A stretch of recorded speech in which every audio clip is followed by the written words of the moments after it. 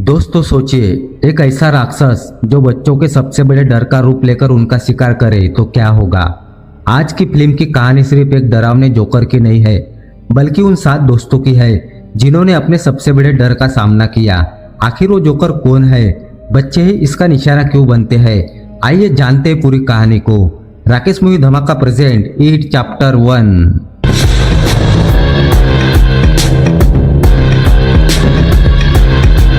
इस कहानी की शुरुआत अमेरिका के छोटे से शहर डेरी से होती है। वहाँ बहुत तेज बारिश चल रही होती है। वहाँ हमें बिल और उसके छोटे भाई जॉर्जी को दिखाया जाता है। बिल अपने छोटे भाई को एक कागज की नाव बनाकर देता है। उसका छोटा भाई उस कागज की नाव को लेकर सड़क पर खेल रहा होता है।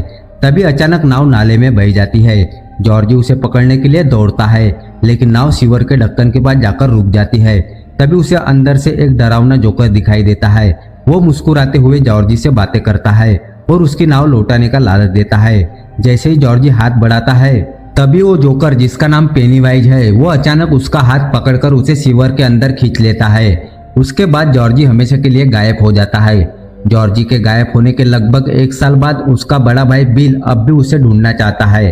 शहर डेरी में लगातार बच्चे गायब हो रहे होते हैं, लेकिन कोई असली वजह नहीं जानता। अब बिली अपने दोस्तों को मिलाकर एक ग्रुप बनाता है जिसका नाम लूजर ग्रुप रखता है।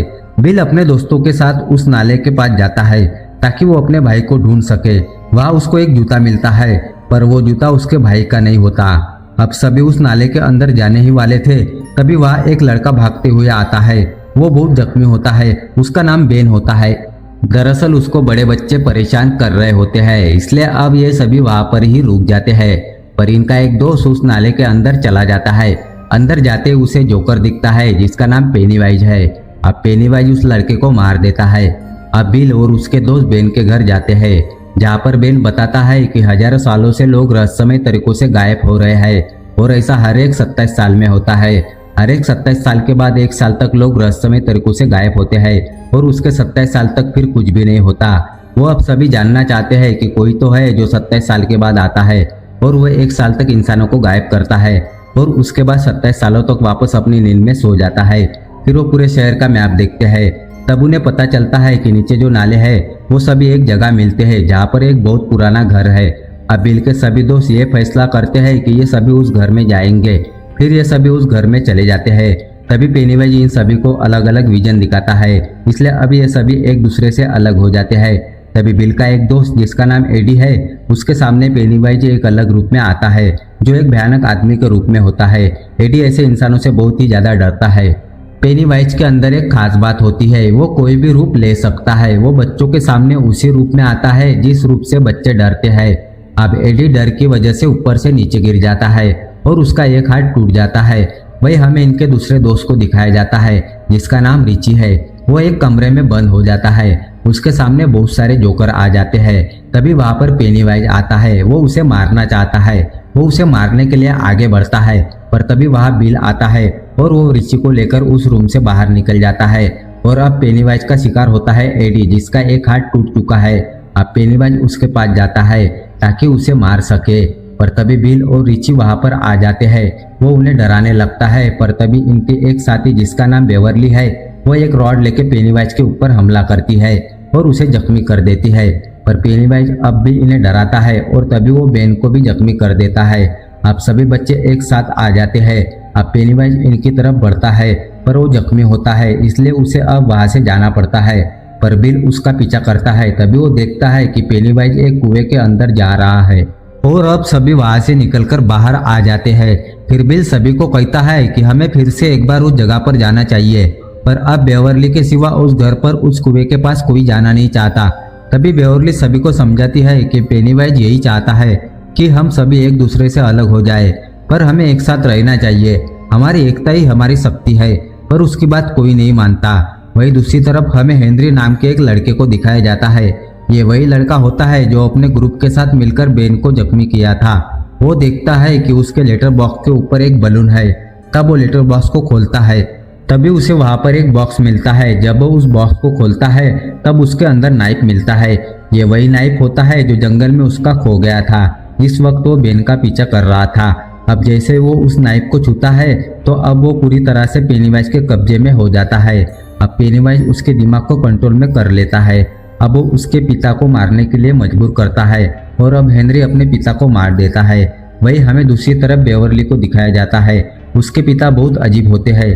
बेवर्ली अपने पिता से बहुत ही ज्यादा डरती है, पर आज उसके पिता उसके साथ जबरदस्ती करते हैं, पर वो किसी भी तरह अपने पिता को जख्मी करके वहां से भाग जाती है। फिर कुछ देर बाद बिल बेवर्ली को मिलने उसके घर आता है। तभी वो देखता है कि बेवर्ली के पिता जमीन पर पड़े हैं। अब उनकी मृत्यु हो गई थी। साथ ही दीवार पर एक मैसेज लिखा होता है, you die if you try, यानी ये मैसेज पेनीवाइज ने लिखा होता है। अब बिल समझ जाता है कि बेवर्ली को पेनीवाइज ने अपने साथ पकड़कर ले गया है। अब बिल अपने सभी दोस्तों के पास जाता है और सबको बताता है कि पेनीवाइज ने हमारी दोस्त बेवर्ली को अपने साथ उठाकर ले गया है, इसलिए अब हमें उस घर में उस कुएं के पास जाना होगा। और अब सभी बेवर्ली को बचाने के लिए पूरी तैयारी के साथ उस घर में फिर से एक बार पहुंच जाते हैं। वही दूसरी तरफ बेवर्ली को दिखाया जाता है जो सीवर में यानी उस नाले के अंदर होती है। वहाँ पेनीवाइज जोकर के रूप में होता है। वो बेवर्ली को डराने की बहुत ही ज्यादा कोशिश करता है, लेकिन बेवर्ली उससे नहीं डरती। दरअसल ये जोकर पेनीवाइज दूसरों के डर पर जीता है। जो जितना ज्यादा डरेगा इस जोकर की भूख उससे उतनी ज्यादा मिटेगी, पर बेवर्ली उससे नहीं डरती, इसलिए वो अब अपने असली रूप में आ जाता है, जिससे अब बेवर्ली बेहोश हो जाती है। वही दूसरी तरफ बिल के सभी दोस्तों को दिखाया जाता है। वो अब एक एक करके सभी उस कुएं में उतर जाते हैं। जब इनका आखिरी दोस्त जो ऊपर होता है वो जब नीचे आने की कोशिश करता है, तभी हेनरी उसके ऊपर हमला करता है, क्योंकि पूरी तरह से वो पेनीवाइज के कंट्रोल में होता है। वो इससे पहले हेनरी उसे नुकसान पहुंचाता, वो हेनरी को ऊपर से नीचे गिरा देता है। अब बाकी सभी कुएं के अंदर आ चुके हैं। इनका एक दोस्त इनसे अलग हो जाता है।